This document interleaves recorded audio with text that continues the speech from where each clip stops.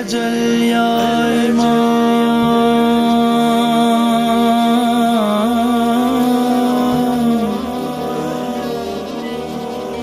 या इमाम ज़मान।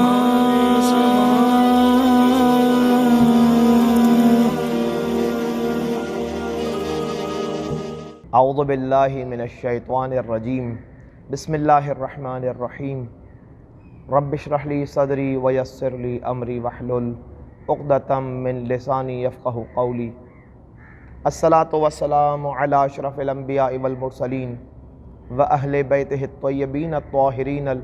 मअसूमीन अल मुंतजबीन अल मुकर्रमीन अल हुर्रिल मयामीन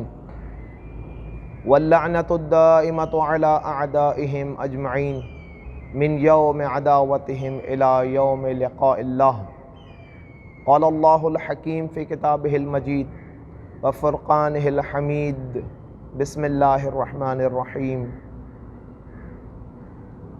इन्ना अंज़लनाहु फ़ी लैलतिल क़द्र वमा अदराक मा लैलतुल क़द्र लैलतुल क़द्रि खैरुम मिन अल्फ़ि शहर तनज़्ज़लुल मलाइकतु वर्रूहु फ़ीहा बिइज़्नि रब्बिहिम मिन कुल्लि अम्रिन सलामुन हिया हत्ता मतलइल फ़ज्र। अल्हम्दुलिल्लाह, अल्लाह तबारक व तआला ने हम और आप तमाम मोमिनीन को इस माह मुबारक के इन अय्याम तक भी हयात जैसी नेमत से मुज़य्यन फरमाया कि जिसमें हम अब अव्वल शब क़द्र यानी वो शबहा कि वो रातें कि जिनको शब क़द्र से ताबीर किया जाता है, शब 19, शब 21 और शब 23 माह मुबारक रमज़ान कि जिसमें से पहली शब आज लगेगी। माह मुबारक का 18वां दिन और 18वें दिन में पढ़ी जाने वाली दुआ के उन जुमलात की तरफ भी तवज्जो करेंगे कि जो ख़ुद हमें इस शब में बेदार रहने और इस शब के आमाल की तरफ मुतवज्जह करती है। इस शब में क्या फ़जीलतें हैं, उन फ़जीलतों को कस्ब करने की तरफ दावत देती है। और माह मुबारक रमज़ान के 18वें दिन में पढ़ी जाने वाली दुआ आने वाली शब की तरफ इंसान की तवज्जुहात को मबज़ूल करती है। और उसके साथ साथ हज़रत मौलाए कायनात हज़रत अमीरुल मोमिनीन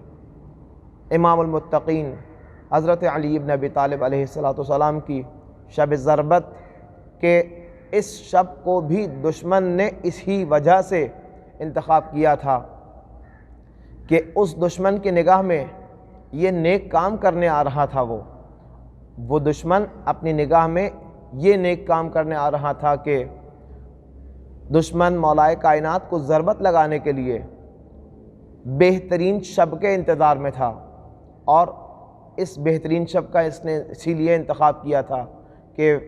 अली इब्न अबी तालिब अलैहिस्सलाम को हमारे और आपकी निगाह में मौलाए कायनात को और उसकी निगाह में दुश्मन इस्लाम को नाऊज़ु बिल्लाह नस्तजीरु बिल्लाह ज़रबत लगाकर इस दुनिया से अपने जुल्म के ज़रिए से रुख़सत करेगा। इसीलिए मौलाए कायनात के ऊपर लगने वाले इस ज़रबत के हवाले से भी हज़रत रसूल खुदा सल्लल्लाहु अलैहि वसल्लम ने इरशाद फरमाया था। इस ज़रबत के हवाले से मौला रसूलुल्लाह सल्लल्लाहु अलैहि वसल्लम ने क्या इरशाद फरमाया था? ऐ अली, शक़ी तरीन, इस उम्मत का शक़ी तरीन आपको ज़रबत लगाएगा। तो यानी वो कि जो शक़ावत में और क़सावत क़ल्बी में इतना ज़्यादा डूबा हुआ हो कि जिसकी शक़ावत क़ल्बी को रसूलुल्लाह अपनी सल्लल्लाहु अलैहि वसल्लम अपनी रिवायत के अंदर इस वाक़े के अंजाम दही से बहुत पहले ये बयान फरमा रहे हों, तो यकीनन इस शख्स की शक़ावत क़ल्बी को पहचानने के लिए कि जो ज़ाहिरी तौर पर हाफ़िज़ कुरान भी है, ज़ाहिरी तौर पर मुसलमान भी है, ज़ाहिरी तौर पर कलमा रसूलुल्लाह, कलमा ला इलाहा इल्लल्लाह और रिसालत रसूलुल्लाह का गोया भी है, पढ़ने वाला भी है, बयान करने वाला है, लेकिन उस पर अक़ीदा नहीं रखता है और उसके दिल के उस वक्त के भी हालात कि जब उसने ये अंजाम देने का इरादा नहीं किया था रसूलुल्लाह اس کے اس فعل کے انجام دہی کی طرف اشارہ کر کے ہمارے اور آپ کی توجہات کو مبذول فرما رہے ہیں کہ انسان اگر دین اسلام کے مفاہیم کو بولے تو لیکن اسے درک نہ کرے، کہے تو لیکن اس پر عقیدہ نہ رکھے، تو کس قدر شقاوت قلبی میں پڑ سکتا ہے کہ حجت الہی کو اور اپنے زمانے کے حجت زماں کے جان لینے کے پیچھے بھی پڑ سکتا ہے۔ اسی لیے معصومین علیہم السلام نے ان شبوں سے استفادہ کامل کرنے کے لیے ہم اور آپ کو ان دنوں سے اور اس کی شبوں سے، ماہ مبارک کے دنوں اور شبوں سے رابطہ اللہ بہترین بنانے کے لیے اور خدا کی خدمت میں الفاظ، اپنی دعا کے الفاظ ادا کیسے کیے جانے چاہیے کو ہمیں ہمارے منہ میں وہ الفاظ دیے ہیں معصومین علیہم السلام نے کہ خداوند تبارک و تعالیٰ سے کیسے مخاطب ہوا جائے، شبۂ قدر ہو تو کیسے، دن ہو تو کیسے، صبح کا وقت ہو تو کیسے خدا کی بارگاہ میں الفاظ ادا کیے جائیں۔ اور وہ سلسلہ ہمارا کہ جس سلسلے میں ہم ماہ مبارک کے ہر روز کی دعا کو مختصر انداز میں دیکھ رہے تھے، اس سے بھی خود نورانیت حاصل کرنے کی طرف اور شب قدر میں جاگنے کی طرف، بیدار رہنے کی طرف دعا میں کیا اشارہ فرما رہے ہیں مولا۔ امام فرماتے ہیں کہ خدا کی بارگاہ میں 18ویں دن میں نمازوں کے بعد خدا سے یہ دعا طلب کرو۔ بہت اہم نقطہ ہے۔ بسم اللہ الرحمن الرحیم، اللہم نبہنی، اے خدایا ہمیں متنبہ فرما، ہمیں جگا دے، فیہ، اس دن میں یعنی 18ویں دن میں اور اس مہینے میں ماہ برکت و رحمت و مغفرت میں ہمیں جگا دے، ہمیں متنبہ کر دے۔ کس چیز کی طرف؟ فیہ لبرکات اسحارہ، تیرے اس مہینے کی راتوں میں جاگنے کی برکتوں کی طرف ہمیں متوجہ فرما، ہمیں جگا دے۔ بتائیں ماہ مبارک کے 18ویں دن میں مولا ہمیں یہ تربیت دے رہے ہیں کہ اب جو رات آنے والی ہے اس میں جاگنے کا جو فائدہ ہے اور برکتیں ہیں، ان برکتوں کو اے خدایا تو ہمیں بتا دے تاکہ ہم اس برکت کے جاگنے والی برکت سے ہم مستفیض ہو پائیں، اسے اپنے ہاتھ سے نہ دے دیں۔ اور ابھی اس برکت کی طرف بھی اور اسحار یعنی راتوں کو جاگنے، سحر خیز رہنے کی طرف متوجہ کریں گے دوسری روایات کے ذریعے سے۔ وَنَوِّرْنِي وَنَوِّرْ فِيهِ قَلْبِي، اور اے خدایا اس مہینے میں اور اس دن میں 18ویں دن میں ہمارے قلوب کو منور کر دے، ہمارے دلوں کو روشن کر دے۔ بِضِيَاءِ أَنْوَارِهِ، اے خدایا تو اپنے نور سے، اپنے نور کی روشنی سے ہمارے دلوں کو منور کر دے۔ وَخُذْ بِكُلِّ أَعْضَاءِ إِلَى اتِّبَاعِ آثَارِهِ، اور اس دن میں ہمارے تمام اعضاء و جوارح کو تو اپنی اتباع کی طرف متوجہ کر دے، یعنی ہمارے تمام اعضاء و جوارح تیرے حکم کی تعمیل میں متوجہ رہیں اور ایکٹیو رہیں، کام کریں، وہ کہ جو تو چاہتا ہے ویسا کام کر دیں۔ بنور کا، ہمارے اعضاء و جوارح کو یہ توفیق کب ملے گی؟ اے خدایا بنور کا، تیرے نور کے ذریعے سے۔ یا منور قلوب العارفین، اے تمام عرفاء کے دلوں کو روشن کرنے والے، تجھے تیرے نور کا واسطہ کہ ہمارے اعضاء و جوارح کو اپنے احکام کی بجاوری کے لیے متوجہ رکھ، ہمارے ذہنوں کو اپنے ان اسحار میں، ان راتوں میں جاگنے کی برکتوں کی طرف متوجہ رکھ، اور ہمارے دلوں کو نور عطا فرما اپنے نور سے۔ مولائے کائنات کیا فرماتے ہیں اس بارے میں کہ انسان راتوں کو جاگے تو کیسے جاگے؟ ہم اور آپ عام طور پر سنا تو کرتے ہیں کہ ائمہ طاہرین علیہم السلام اور مخصوصاً مولائے کائنات حضرت امیر المؤمنین علی بن ابی طالب علیہ السلام راتوں کو جاگا کرتے تھے اور جاگ کر خدا کی عبادت میں کس طرح سے مصروف ہوا کرتے تھے۔ مولائے کائنات کا اس طرح سے جاگنا کہ جس میں ہزار رکعت ہر رات مولا پڑھا کرتے تھے، لیکن اس بیداری کی طرف متوجہ ہونا اور اس پر عمل کرنا اصل ہے۔ اور وہ فقط کہا نہیں کرتے تھے بلکہ انجام دیا کرتے تھے۔ مولا کائنات فرماتے ہیں کہ شب بیداری دو زندگیوں میں ایک ہے، شب بیداری دو زندگیوں میں سے ایک زندگی ہے، یعنی اگر انسان شبوں کو بیدار رہے، اور ایک وہ زندگی کہ جو انسان اس دنیا میں گزار رہا ہے، کبھی سوتا ہے کبھی جاگتا ہے، ان دو زندگیوں میں سے ایک زندگی ہے، یعنی مولا کائنات راتوں کو جاگنے کو زندگی قرار دے رہے ہیں، حیات قرار دے رہے ہیں، کہ جو اللہ کی طرف انسان کو متوجہ رکھتی ہے۔ اور راتوں کو جاگنا متقین کا طریقہ اور خداوند تبارک و تعالیٰ کی دعوت کو لبیک کہنے والوں کا طریقہ ہے۔ مولا فرماتے ہیں متقین کا طریقہ راتوں میں کیا ہے؟ جاگنا ہے، لیکن یہ جاگنا فقط جاگنا نہ ہو، مولا نے پھر اس جاگنے کی بھی تعبیر فرمائی ہے کہ جاگو تو کیوں جاگو؟ جاگنا نیک بخت لوگوں کے لیے اچھا موقع اور دوستان خدا کے لیے برائیوں سے دوری کا موقع ہے۔ جاگنا، ایسا جاگنا کہ جس میں برائیوں سے دوری ہو۔ بس اگر ہمارے یہاں ہم لوگ راتوں کو جاگیں، خدا نخواستہ صرف اس لیے کہ ہوٹلوں پر بیٹھ کر چائے پئیں، ہاں، اگر ہوٹلوں پر بیٹھ کر چائے پینا یا گھروں میں بیٹھ کر جھمگٹا لگا کر کے چائے اور مختلف چیزیں چلاتے رہنا اور گفتگو کرتے رہنا، کبھی کسی کی غیبت، کبھی کسی پر تہمت، کبھی کسی کے بارے میں ایسی بات کرنا کہ جو بات اس کے سامنے اگر بیان کی جائے تو وہ ناراض ہوگا، اور ہماری یہ شب بیداری چل رہی ہو، اس شب بیداری میں اور اس شب بیداری میں کتنا فرق ہے جو مولا کائنات انجام دے رہے ہیں۔ شب بیداری یعنی شب بیدار للہ، اللہ کے لیے بیدار رہنا، خداوند تبارک و تعالیٰ کے لیے بیدار ہونا۔ اللہ تبارک و تعالیٰ کے اس قول کہ کثرت سجود کے اثرات سے ان کی پیشانیوں پر نشانات پڑے ہوئے ہیں۔ سورہ فتح کے اندر آیت نمبر 29 میں اللہ تبارک و تعالیٰ نے ارشاد فرمایا کہ مومنین تو وہ ہوتے ہیں کہ جو راتوں کو جاگ کر پیشانی سجدے میں رکھتے ہیں، اور اس حد تک رکھتے ہیں کہ ان کی پیشانیوں پر سجدے کے نشانات ہوتے ہیں، پڑے ہوئے ہوتے ہیں، کے بارے میں مولا امام جعفر صادق علیہ السلام کیا ارشاد فرماتے ہیں کہ اس سے مراد راتوں کو جاگنے والے مومنین کی نماز ہے۔ لوگ جو راتوں کو جاگ کر نمازیں پڑھا کرتے ہیں، ان کی طرف سورہ فتح میں آیت نمبر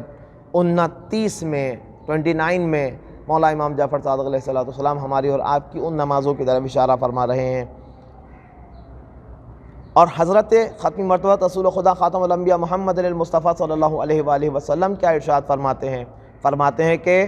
راتوں کو مسلمان وہ جاگتا ہے کہ جو اللہ سے، جسے اللہ کا خوف ہوتا ہے، اور راتوں کو جاگتا ہے، اور جو راتوں کو جاگتا ہے وہ منزل مقصود تک پہنچ جاتا ہے۔ ہم عام طور پر منزل مقصود تک پہنچنا ضرور چاہتے ہیں، اور جو راستہ معصومین علیہ السلام نے ایراد فرمایا ہے، بیان فرمایا ہے، اگر اس پر عمل کیے بغیر پہنچنا چاہیں تو یقیناً نہیں پہنچ پائیں گے۔ پہنچنا ممکن اسی وقت ہوگا جو پہنچ چکے، انہوں نے جو راستہ بتایا ہے کیا کہ فائزین وہی ہیں جو راتوں کو جاگا کرتے ہیں، یعنی راتوں کو جاگ کر خدا کی طرف متوجہ رہتے ہیں، خدا کے طرف توجہ سے اپنی توجہات کو کسی اور طرف ڈائیورٹ نہیں کرتے، نہیں موڑتے، وہ کامیابوں میں سے ہیں۔ بس جاگنا مہم ہے، اور جاگ کر خدا کی طرف متوجہ رہنا مہم ہے۔ سب سے اہم چیز یہی ہے کہ اللہ تبارک و تعالیٰ کی بارگاہ میں انسان متوجہ رہے۔ حضرت مولا متقیان علیہ السلام فرماتے ہیں اے بندگان خدا، اللہ سے اس طرح ڈرو جس طرح وہ مرد زیرک ڈرا کرتا ہے۔ جو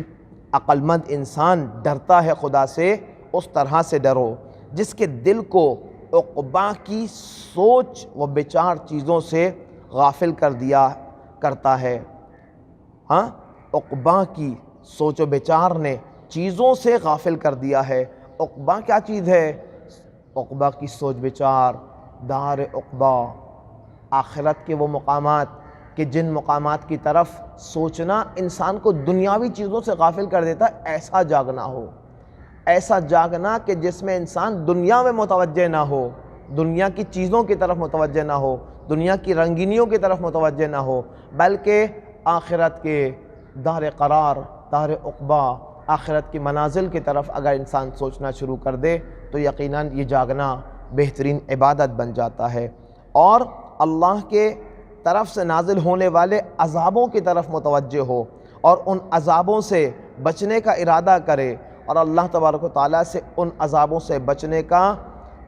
راستہ ڈھونڈے، تو کیا خداوند تبارک و تعالیٰ اس کو ان مصیبتوں اور سختیوں اور مشکلات اور مصائب سے بچائے گا نہیں؟ وہ کہ جو یہ کہہ رہا ہے طلب کرو، ہم اس لفظ طلب کرو سے عام طور پر کیا سمجھتے ہیں؟ عام طور پر ہم یہ سمجھ رہے ہوتے ہیں کہ طلب کرو اس نے کہا ہے تو ہم بس اس سے اس دنیا میں موجود رنگینیوں، چمک دمک اور رمق دنیا کو طلب کر رہے ہوں۔ اللہ تبارک و تعالیٰ بہتر طریقے سے دنیاوی چمک دمک رمق سب کچھ عطا کرنے کو تیار ہے، لیکن وہ ہمارے لیے ایک امتحان بھی رکھتا ہے۔ وہی کہتا ہے بالکل فری ہینڈ کے ساتھ کہتا ہے طلب کرو۔ میں دیکھنا یہ چاہتا ہوں، میں خدا دیکھنا یہ چاہتا ہوں کہ تم دنیا کی وہ فانی چیزیں مجھ سے طلب کرنا چاہتے ہو یا دار آخرت کی وہ باقی رہنے والی چیزیں مجھ سے طلب کرنا چاہتے ہو۔ یعنی ایک انسان، اب میں یہاں پر چھوٹا سا ایک مثال بیان کروں گا، اگر ایک انسان سے یہ کہا جائے کہ تمہیں دو میں سے کسی ایک چیز کو انتخاب کرنا ہے، ایک یہ کہ یہاں سے اسلام آباد کا ایک ٹریولنگ 2 سائیڈڈ ٹکٹ دیا جا رہا ہے بہترین ہوٹل کے اندر، لیکن اس بہترین ہوٹل کے اندر تمہیں رہنے کے لیے، ایکوموڈیشن کے لیے فار ایور موقع دیا جا رہا ہے فار ایگزامپل، اور ایک مرتبہ تمہیں ٹریولنگ کے لیے یہاں سے UK کا ٹکٹ ریٹرن دیا جا رہا ہے، لیکن وہ ہے فقط 3 دن کا، اور اسلام آباد کی تمام فیسلٹیز، اسلام آباد میں رہنے کی تمام فیسلٹیز، مثال دے رہا ہوں، اور وہاں پر تمہاری زندگی بھر میں پیش آنے والے تمام مشکلات اور تمام مالی حالات کی بہتری کے لیے جو تم طلب کرو گے دیا جائے گا، اور 3 دن کے لیے صرف UK کا ایک ٹکٹ ہے۔ ان دو میں سے کوئی ایک انتخاب کر لو۔ اگر کوئی صرف UK کا 3 دن کا ایک ٹکٹ لینا اور وہاں کے بہترین ہوٹل کو اویل کرنا انتخاب کرتا ہے تو آپ اسے کیا کہیں گے؟ صرف 3 دن کا ایک لگژری ٹائم پیریڈ اور ایک وہ کہ جو فار ایور گھومنے پھرنے کا، کھانے پینے کا، لگژریز کا جو تم کو وعدہ دیا جا رہا ہے اس پر عمل کیا جائے گا۔ تو جو بھی لانگ ٹرم کو انتخاب کرے گا آپ اس کو عقل مند کہیں گے، اور جو شارٹ ٹرم کے فیسلٹی کو اویل کرے گا آپ اس کو اگر کم عقل کہیں گے، تو یقیناً پھر یہی حساب کتاب یہاں پر بھی تو ہونا چاہیے۔ اللہ تبارک و تعالیٰ نے اس فانی دنیا کے اندر کبھی 40 سال، کبھی 50 سال، میکسیمم کبھی 60-70 سال کی اس فیسلٹی کی طرف بھی دعوت دی ہے، طلب کرو میں دوں گا، اور ایک وہ بھی بتایا ہے کہ جنت، کہ جس کی تمام تر نعمتیں خداوند تبارک و تعالیٰ نے ایسی خلق کی ہیں کہ جن کو تم نے کبھی دیکھا بھی نہیں ہے اور تمہارے کانوں نے کبھی سنا بھی نہیں ہے اور نہ کبھی آنکھوں نے دیکھا ہے، اور وہ تمام کہ جہاں تک تمہاری سوچ بھی نہیں پہنچی ہے، ان تمام کو تمہیں فار ایور دینے کی طرف بھی میں دعوت دیتا ہوں۔ طلب کرو مجھ سے، کیا طلب کرتے ہو؟ جو لوگ دنیاوی اس 60-70 سال کی زندگی کے اندر ملنے والی لگژریز کو طلب کر کے یہاں پر عیش و عشرت کو، جس کو آنکھ بند ہوتے ہی جو کچھ تھا اس کو چھوڑ کر جانا ہے، کو انتخاب کرتے ہیں، اور آخرت میں فقیر اور ہاتھ خالی رہتے ہیں، تو کیا اسے عقل مندی کہا جائے گا؟ یقیناً اسے عقل مندی نہیں کہا جائے گا۔ اس طرح کے انتخاب میں ہمیں خداوند تبارک و تعالیٰ نے فریڈم دیا ہے، آزادی دی ہے، بتا ضرور دیا ہے کہ وہ فانی نہیں ہے، یہ فانی ہے، بتا ضرور دیا ہے کہ وہ اتنا زیادہ لگژریز ہیں کہ جسے سوچا بھی نہیں ہوگا تم نے، کبھی سنا بھی نہیں ہوگا، کبھی دیکھا بھی نہیں ہوگا، اور یہاں پر وہ کچھ ہے کہ جو کچھ بھی تم سوچ سکتے ہو وہی کچھ ہے، جو کچھ تم سوچ نہیں سکتے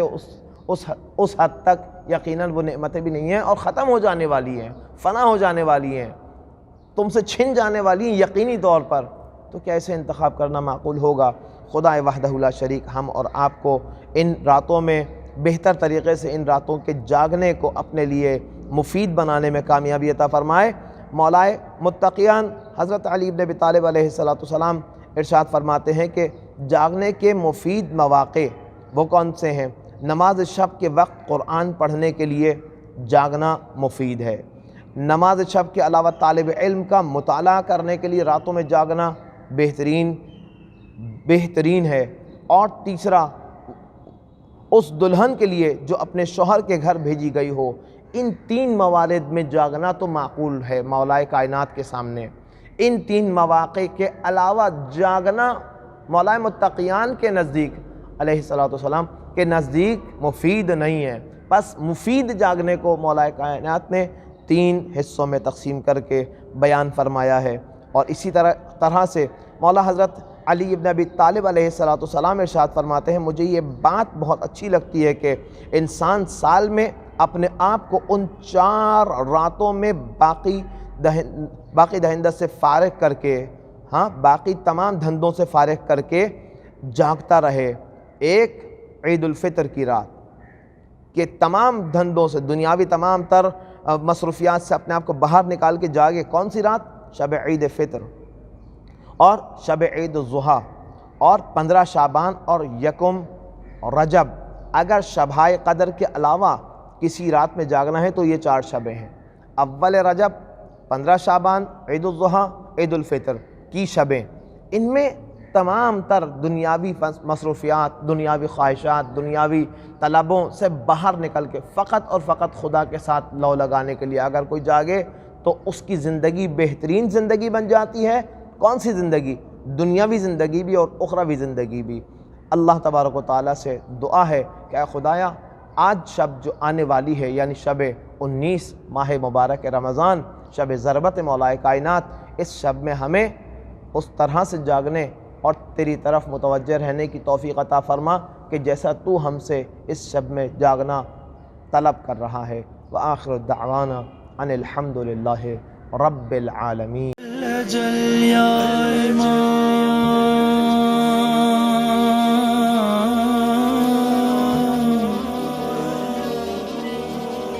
یا امام زمان